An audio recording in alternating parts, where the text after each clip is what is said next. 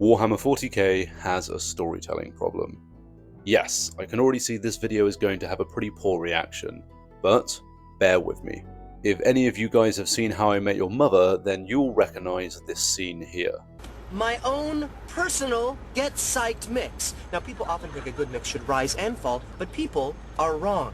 It should be all rise, baby. The joke here is that everything can and always must be awesome, which certainly can be true. However, when it comes to storytelling, it kind of makes things predictable.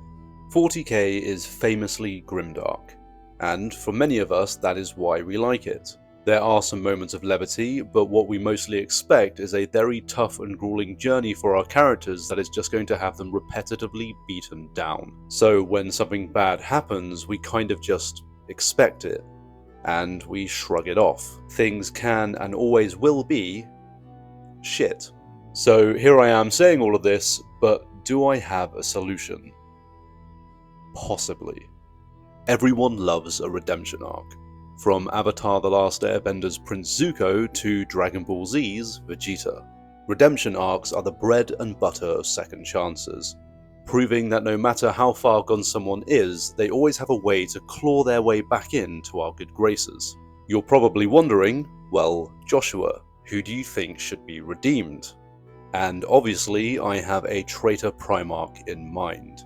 As I said before, the Primarchs to me are the actual protagonists of 40k, and Games Workshop is seemingly homing in on them as being the big movers within the galaxy. Before I go into who I think should be redeemed, I actually want to go over how redemption arcs work, and what kind of redemption arc would be used to restore and redeem a discarded son of the Emperor. Never before have I put so much effort into a script and a video. So if you are interested in the slightest of how this goes, then please watch it all the way through. This isn't just about Warhammer storytelling and redemption, but it also goes into aspects of mental health and how it can affect us on a personal level. I truly hope this can give more of an insight than just epicness and war.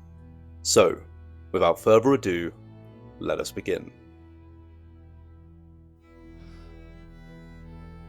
For anyone here who has watched Avatar: The Last Airbender, they know that it is home to one of the greatest redemption arcs ever written, that of Prince Zuko. For the audience, Zuko starts out as a rage-filled youth seeking to regain his honour by embarking on the quest to find the missing avatar. As the story goes on, we start to learn the history of this angry prince, how he got his scar, how he lost his honour, the pressure he is under to succeed, the overbearing shadow of his prodigy younger sister.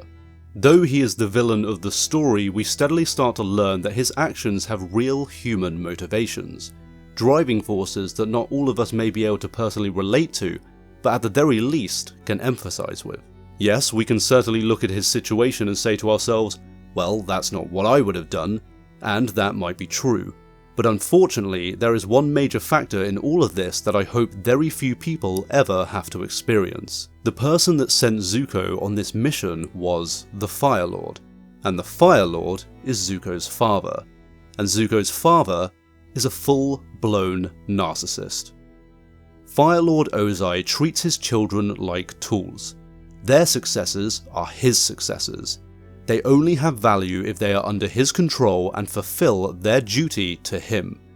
If they fail, he treats them like shit, discards them and sends them away, far away from any place that can embarrass him.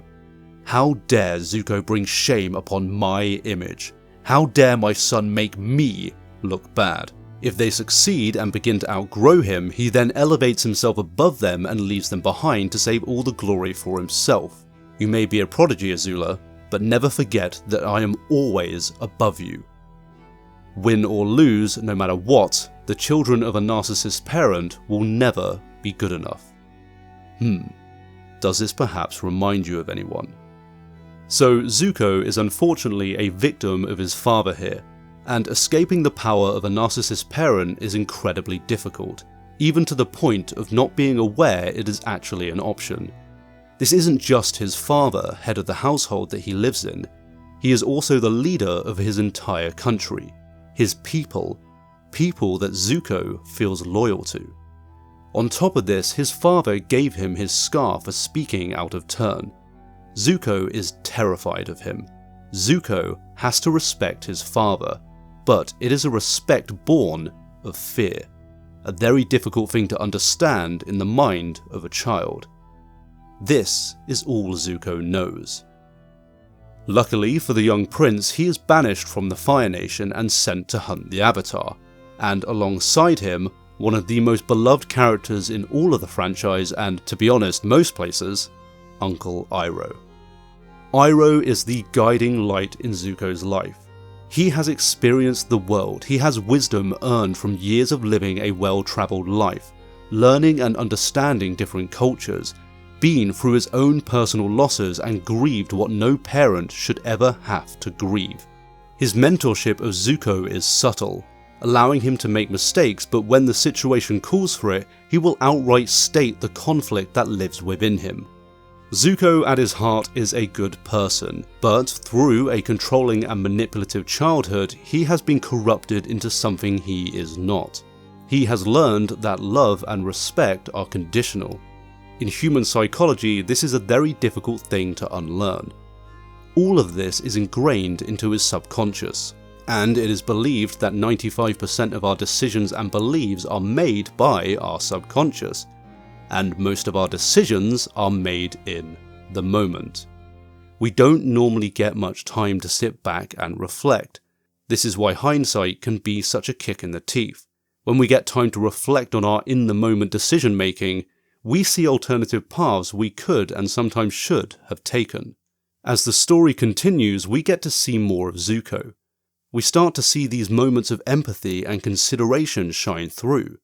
We see that he is capable of caring for others more so than himself, even willing to defend those he barely knows, not because he seeks glory like his father and sister, but because he knows the pain of being under the boot of a tyrant, and innately feels the need to stand up against this. One of the interesting things we see in Zuko's redemption is that as he starts to realise that he can let go of his anger and fear, that he can trust himself and others, he is then forced into a crossroad.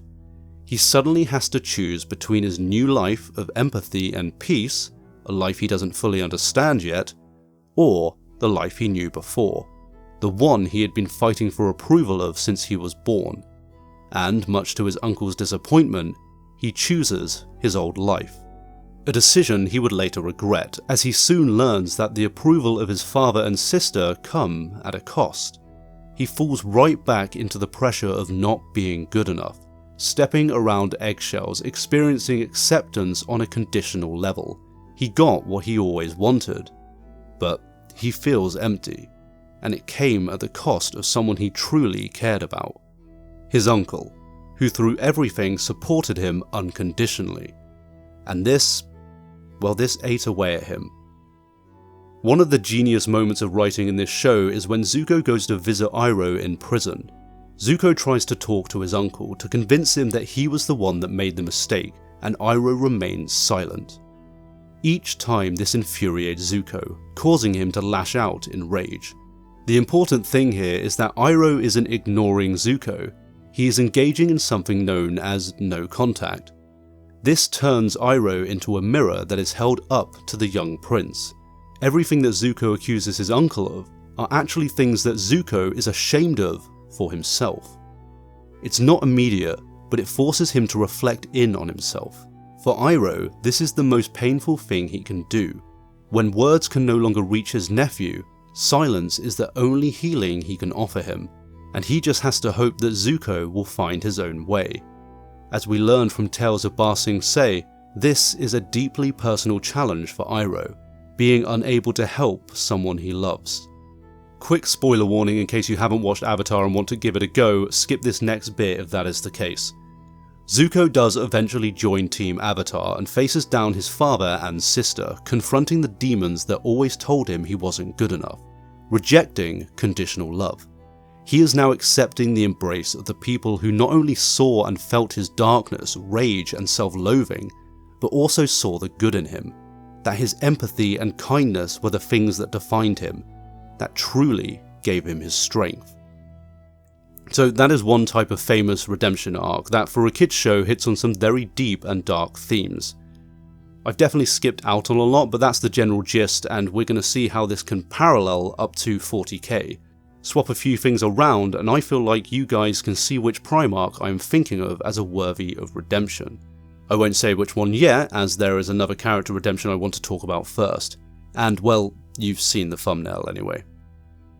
The next redemption arc I want to talk about is, surprisingly, another prince. One I can imagine you are all a bit more familiar with. Prince Vegeta. Vegeta's main characteristic is pride, but there is another that sits just below the surface of that.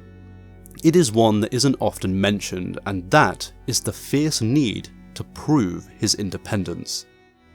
These two vices work hand in hand. Now, you wouldn't normally consider independence a vice, however when coupled with pride it can be a detriment to one's mental health and ability to trust in others. Whether we like it or not, these characters and we ourselves live in a world where trusting and depending on others is intrinsic to our own survival. Community is a primal need of humanity. Yes, Saiyans and demigods included. Vegeta is introduced to us as a straight-up villain, reveling in acts of genocide, child abuse and torture, all the while sporting a genuine smile on his face. He doesn't just enjoy his role in the universe, he gets off on it. The loss of his long-term allies means nothing to him, and if anything just validates his feelings of superiority. He even executes his ally Nappa when he fails to kill Goku, a brutal example of something known as an avoidant discard. Nappa no longer serves a purpose, and so Vegeta discards him. You're probably thinking that I'm going to say Vegeta is a narcissist, and you'd be right, but as the show goes on we learn more about him. We see that there is actually some depth to Vegeta's actions, extreme depths, and none of this justifies what he has done, but it does explain it. Once again, human psychology comes into play. We learn that Vegeta is the prince of the Saiyan race, an alien race born into a war culture. His pride comes with his pedigree. He is the 1%. Great things are expected of him and his perfectly bred talent. However, as a child, the vast majority of his race were wiped out by Frieza, and his entire planet, his birthright, destroyed, leaving only a handful of Saiyans left. He is then taken into the custody of the being that did this, effectively forcing him into a life of slavery and forever under the foot of someone significantly more powerful than him. Even a child raised on the ideas of war and survival of the fittest can be heavily traumatized by something like this, internalizing the failure and defeat of his people, taking on the burden of his entire race's reputation upon himself. His Saiyan pride. In psychology, there is something called attachment theory. At its core, our subconscious is heavily developed by the early events of our childhood, and specifically in relation to the actions of our caregivers. This affects how we handle all of our future relationships, whether it be how we treat random people, friendships, and even romantic interests. In Vegeta's case, I believe he is known as a fearful avoidant, or anxious avoidant. I also believe this is what Zuko is. This attachment type comes with two core wounds, a fear of abandonment and a loss of independence. As I have mentioned before, Vegeta lost the vast majority of his entire race as a child. Even if it wasn't his or their fault, this can be internalized as being abandoned, a deeply traumatic event for any child. This then developed into a desperate need to be independent. If you are independent, then people can't abandon you. You can't be hurt by those you never keep close. It's a subconscious defense mechanism, and as I mentioned before, roughly 95% of our actions are dictated by our subconscious. At our core, a human's first and foremost priority is survival at any cost, and being abandoned is so traumatic it can destroy people's sense of self, our very lives, including our will to survive. For an avoidant, depending on others is a dangerous weakness. The reason I don't believe Vegeta is a narcissist is that when he is dying after his fight with Frieza, he tells Goku about his past, what Frieza did to their race, and how this caused him to be the way he is. He is openly weeping, tears flowing uncontrollably, actively showing self-reflection and regret at how he has turned out. A narcissist would never do this. Vegeta is an open book here, more so than he has ever been in his entire life. He isn't trying to manipulate Goku. Yes, he wants Goku to kill Frieza and avenge the Saiyan race, but he is about to die and he knows it. He will never see this come to fruition. He is entrusting the avenging of his people into the hands of a low-born Saiyan, showing not just humility, but pure selflessness. This moment here is the first steps in Vegeta's redemption. It's a massive leap and it certainly takes time to develop, but self-reflection is a very important first step. As the show goes on, Vegeta somehow makes home of Earth and begins to form an attachment to the gang, without even realizing he is doing it. You see, a core need of all people is that of community, and Vegeta has inadvertently found this. Though remaining true to his fearful avoidant attachment style, he keeps them at arm's length. It takes a long time for him to truly warm up to them, and he maintains this distance in the best way he knows how, by being a dick. But then comes along Dragon Ball's best girl, Bulma. Bulma is confident, brilliant, doesn't take any shit, and most importantly, has a secure attachment style. Bulma is what may be surprising to many of you, what Uncle Iroh is to Zuko. We should all strive to be like Bulma. Out of the 4 attachment styles, which are dismissive avoidant, fearful avoidant, anxious, and secure, well, it's the only secure style. The other 3 are all referred to as insecure styles. The secure attachment style is the only one that can truly bring down the walls of an avoidant. Vegeta acts out, and Bulma will challenge him. He runs away, and she lets him go. She doesn't chase. She knows he will come back when he is ready. He becomes vulnerable, and she shows him care. All these things allow Vegeta to unknowingly drop his defenses and open himself up to feeling secure in his relationship with her. Vegeta actually does very well at battling his insecurities when it comes to Bulma, even going so far as having a child with her, Trunks. He is even able to recognize his abusive childhood and take actionable efforts in not passing those traumas onto his son. Vegeta has become a good partner and father. Until he suddenly becomes aware that he has changed. His avoidant attachment style comes in full force. The pressures of possible failure and abandonment come crashing down, and the idea that his independence is under threat takes over, causing him to completely 180. Vegeta is literally quoted to say, "I awoke one day to find that I had settled down, formed a family. I had even grown quite fond of them. Would you believe, I almost started to think the Earth was a nice place to live. Do you understand now, Kakarot? That's why I needed Babidi to set me free, by releasing the evil in my heart. He has freed me of these petty attachments." He directly calls out being attached as petty, causing him to be weak. This is extremely common with avoidance, and some of you right now may even recognize this 180 in yourself or someone close to you. Dragon Ball is often criticized for being mindless fights and 10-episode-long screams, but it's moments like this that show Akira Toriyama, may he rest in peace, had an incredibly deep understanding of human psychology and human nature, even if he had no formal education in it. He is one of anime and manga's greatest contributors for a reason. Mostly it's the awesome fights though. Vegeta has accepted the mark of Babidi, influenced by an external force to abandon his growth and revert back to his old self, a self he is comfortable with purely because it is familiar. The new life he was leading, it was an unknown, which made it dangerous.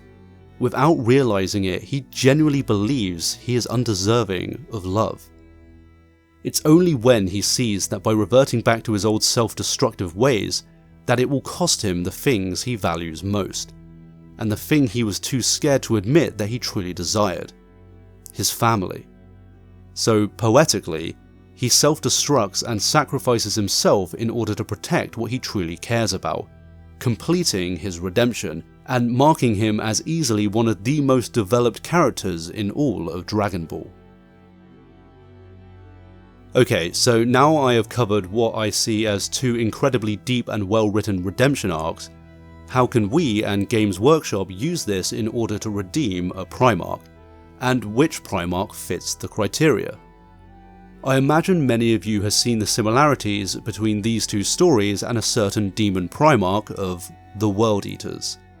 Yes, I believe that if Games Workshop were to successfully redeem any Primarch, it would be the most destructive and bloodthirsty of them all. Angron. Angron shares a similar upbringing with both Zuko and Vegeta. In tandem with Vegeta, he was born into war and battle, raised to fight and kill by those who owned him, seen purely as a tool for entertainment. His Primarch gift of empathy increased his suffering as he took on the pain of those around him to spare them. He was then implanted with the Butcher's nails, driven mad with pain and forced to kill his mentor in the arena. Upon his rebellion against the high classes of Nassyria, at the eve of the final battle, his true father, all-powerful, stole him from his chosen family, and he lost the only people he ever truly cared about. Even with the Butcher's nails in his head, he was still capable of empathy for those that mattered to him. And because of his true father's actions, he is now heavily ingrained with a fearful avoidant attachment style. Not only has he failed those closest to him, but at the hands of his narcissistic father. He feels abandoned, and as we see in the books, he refuses to embrace his new sons. They will never live up to his old family, but at the same time, Angron, an extreme natural empath, he likely has a deep-seated fear of losing them also. So his avoidance side kicks in to protect him from that loss, forcing them at an arm's length. In a galaxy where he is to be a warlord, his subconscious, human nature and trauma won't allow him to get close to anyone ever again.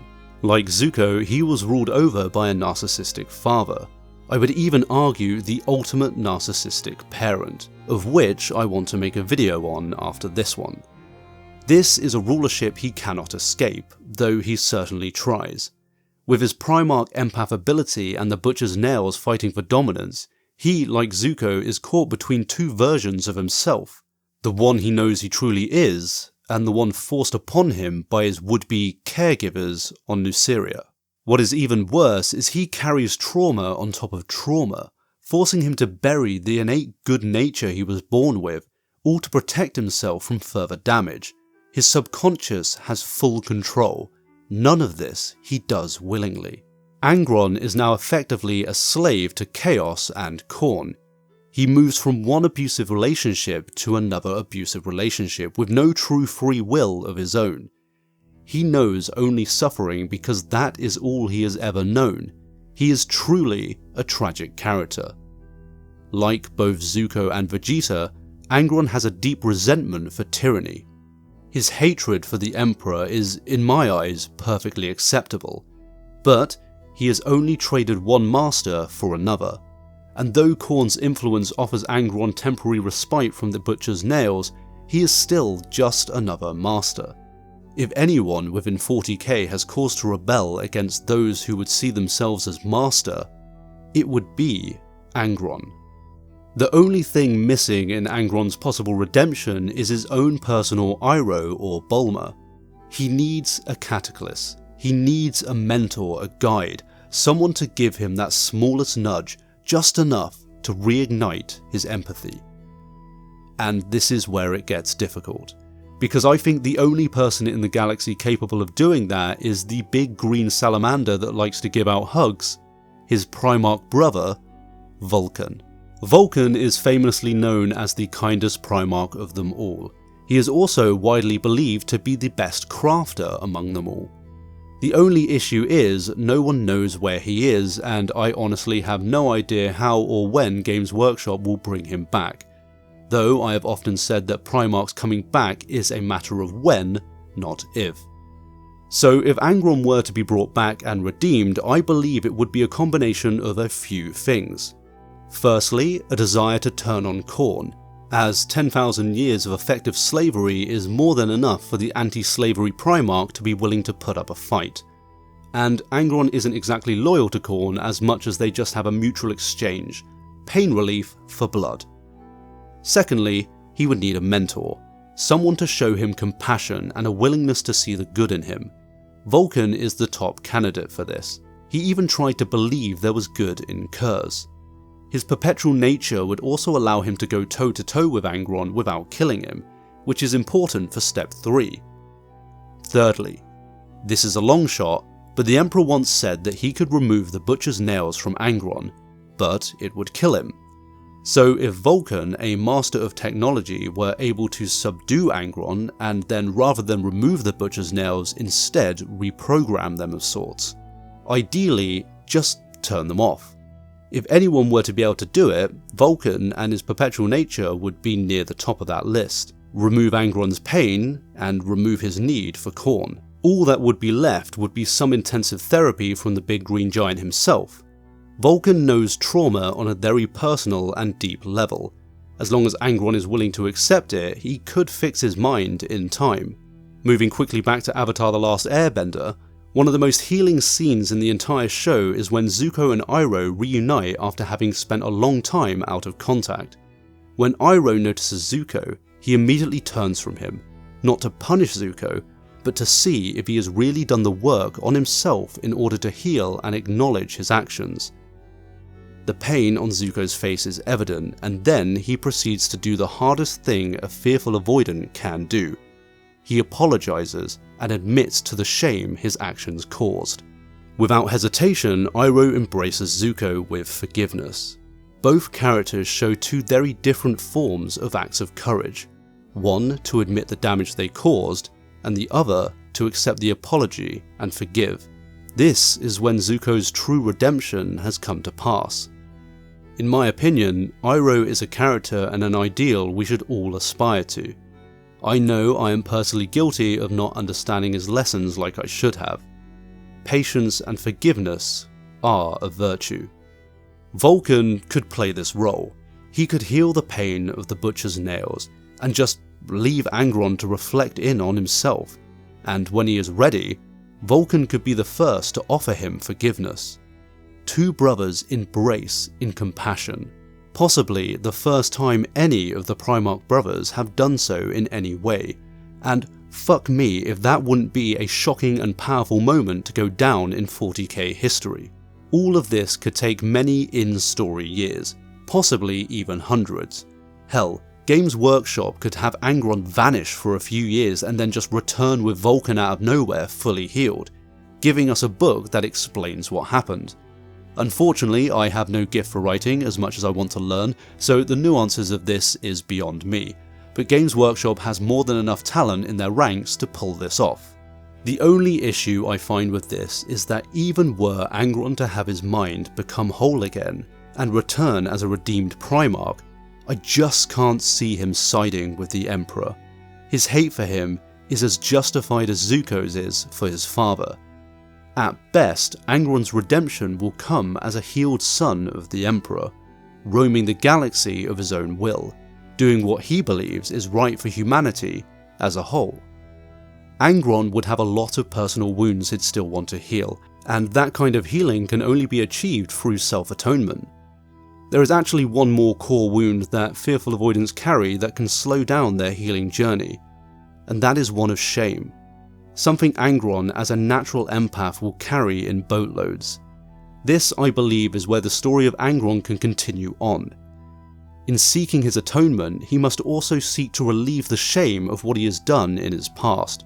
No matter how out of his control it was, he will still carry it, and that is what makes him move forward. How they go about this in a galaxy filled with war is anyone's guess. You may have noticed that this section on Angron is relatively short, and that is because there just isn't much content on the guy. He is barely past the epilogue in his story arc. And that is what will make this idea of a new Angron an exciting character to follow for the future of 40k. Redemption arcs are so well loved because it allows us to believe in ourselves again.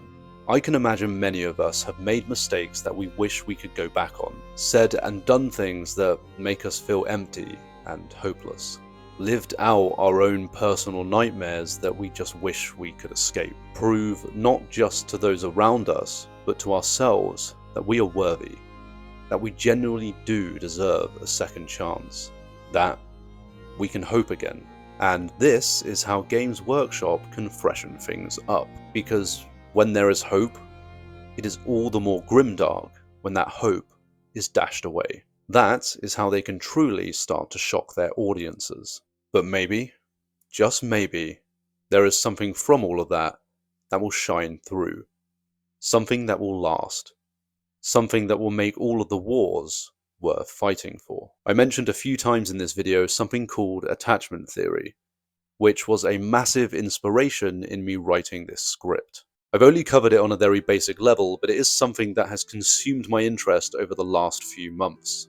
If it is something that has caught your interest and you managed to watch this video all the way through, then I really do recommend giving it a deeper look. It has helped me learn a lot about myself, and I truly wish I had known about this kind of stuff when this year started. Even sooner, to be honest. As you could probably tell, I'm kind of doing a little bit of a change on how I want to do this channel. One massive inspiration for me is a YouTube channel called Hello Future Me, run by a guy called Tim. There is actually this amazing video he's done on the psychology of Zuko from Avatar The Last Airbender.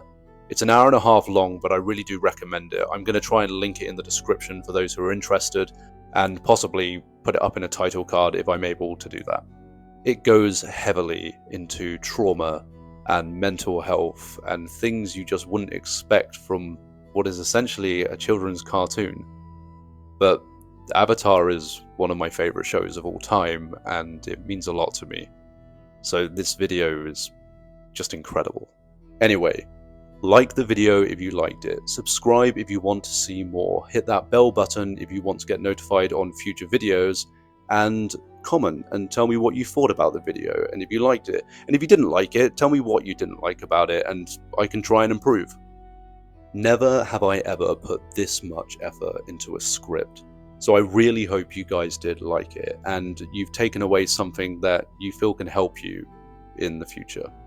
Thanks again for watching, and ta for now.